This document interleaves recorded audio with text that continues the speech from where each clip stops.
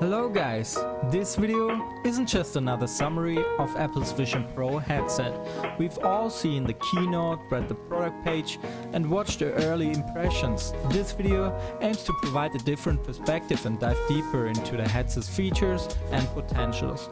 So if you're looking for a fresh take on the Vision Pro, you're in the right place. Let's dive in. I watched Apple's post-keynote State of the Union address and went through its early developer documentation.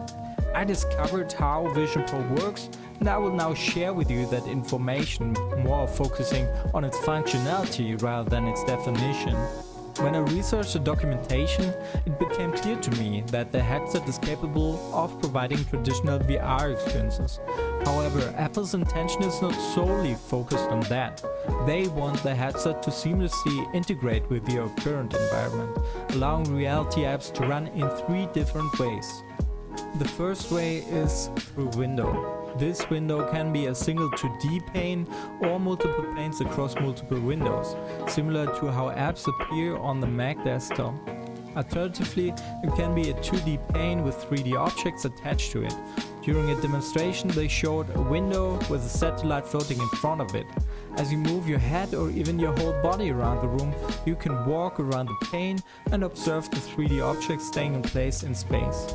However, you can still experience the depth and details of the 3D objects. Now you can move, resize and hide the windows just like you would do on other apps. These windows appear in the default environment alongside other apps. Interestingly, this is the default behavior for the apps on the Vision OS, and it's what Apple expects most Vision OS apps to follow. The second type of environment is called a 3D volume. These volumes appear alongside other content like windows, but they have a greater depth alongside them to be placed on flat surfaces determined by augmented reality APIs or moved anyway within the 3D space. For example, they mentioned a classic iOS game called What the Golf being played in tabletop mode. This is another highly recommended app design that seamlessly integrates into mixed reality. It can be scaled, moved or hidden as needed like the windows. The third and last type of environment is called dedicated full view spaces according to Apple. In this setup, apps are standalone, meaning only their content is displayed within a full space. These apps can use windows and volumes like other content, but they can also create unbounded 3D content. As Apple describes it, they can open a portal to different worlds or fully immerse someone in an environment. In simpler terms, this means that it allows for virtual reality or, at the very least, heavily augmented mixed reality experiences. In this case, the environment you are in is no longer the main focus. You feel as if you are transported into another world. Apple themselves doesn't discourage the use of full view spaces, but they emphasize the fluidity of Vision Pro. With the crown, it can seamlessly transition between fully immersive experiences and window views, and vice versa. This is a crucial distinction because it supports the idea of integrating content into your current environment. The ultimate goal is to achieve true augmented reality rather than solely focusing on virtual reality. These mixed reality headsets, including Vision Pro, are seen as intermediate steps towards the eventual development of AR glasses or even contact lenses, similar to futuristic technology shown in the movie Minority Report. Next, let's talk about the input options of the Vision Pro. One of the most surprising and puzzling aspects for me was the limited input options demonstrating during the keynote. We only saw 5 ways to interact with the elements within the headset. First, eye tracking, where you can hover over a button or action by simply looking at it. Second, you can pinch your thumb and your index finger together, similar to how you would select an object on a device like a Quest. Third, you can pinch and flick to scroll through the content. And fourth, you can use voice dictation to input text into fields. And finally, you can ask Siri to perform various actions, such as opening an app or finding a video to watch. That covers the basics of the availability input methods. They also mentioned the option to use a Bluetooth mouse or a keyboard, as well as Bluetooth capable gamepad. However, these input sources may not be the ideal choice for most users, especially the gamepad. Those of you who have played games in VR and AR understand that using a standard gamepad can disrupt the immersive experiences. Interestingly, during the State of Union, they revealed a surprising piece of information that was not announced during the keynote. The headset supports full skeletal hand tracking, meaning it can accurately detect and track the movements of your hands. Developers have access to the positioning and orientation data of the skeleton joints, allowing them to create custom gestures or enhance the hands with additional information. This opens up possibilities for games to utilize individual finger inputs, which is crucial for creating an immersive experience. My suspicion for why Apple didn't talk about or demonstrate this feature during the unveiling is that it may not work very well. It's important to note that this hand tracking functionality is not new to Vision Pro. It was actually added to the Vision framework back in 2020. So, in theory, there has been time to work on it and refine it. I sincerely hope that Apple's implementation of hand tracking is flawless, because the current best options provided by Meta is frankly quite poor.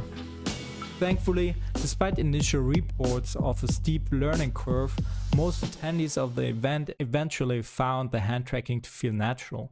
While the eye tracking was highly accurate, the hand tracking was slightly behind, but still good in performance. Next, let's talk about a couple of things that concerned me a little bit. First, there was a creepy FaceTime demo where the headset attempted to create an AI version of you based on a previous face scan. However, the mouth movement looked spooky and unsettled. This was just the beginning of what can be described as an uncanny valley horror show, in my opinion.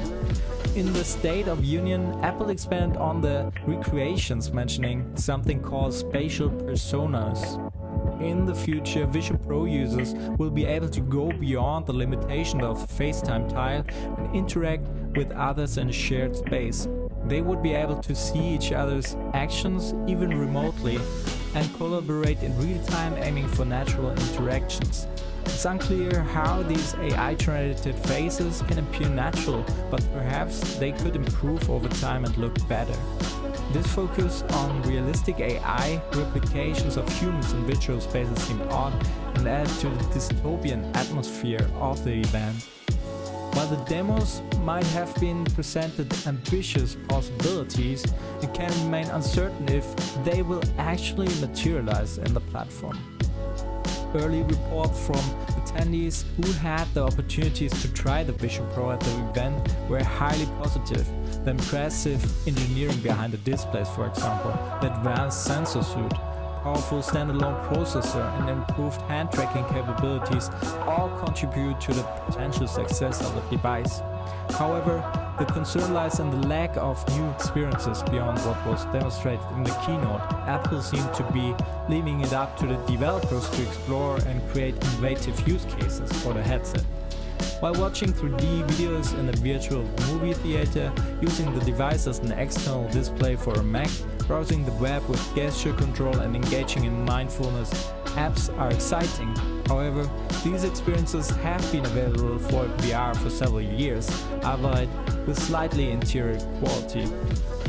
In essence, the Vision Pro has the potential to deliver an exceptional hardware experience, but the challenge lies in the need for developers to create new and compelling experiences that go beyond what was already being seen in the VR space. Early impressions from the event attendees indicate that the Vision Pro is a comfortable headset, but it's still a headset. It's heavy, slightly warm near the eyes, and feels tight on the face. It demands deliberate use and doesn't easily fit into brief or casual interactions. Perhaps the Vision Pro's superiority in performing existing headset functions will attract people who hadn't considered a headset before. Additionally, the software development kits and frameworks that Apple provide to developers might enable them to create such compelling applications and experiences that they sell the device for Apple, much like the App Store did for the iPhone. Personally, I'm really excited about the Vision Pro, especially when I think about the use case of digital collectibles and watching football games like in AR. I believe that Apple has the ability to bring a level of polish and refinement to the headset space that hasn't been there before.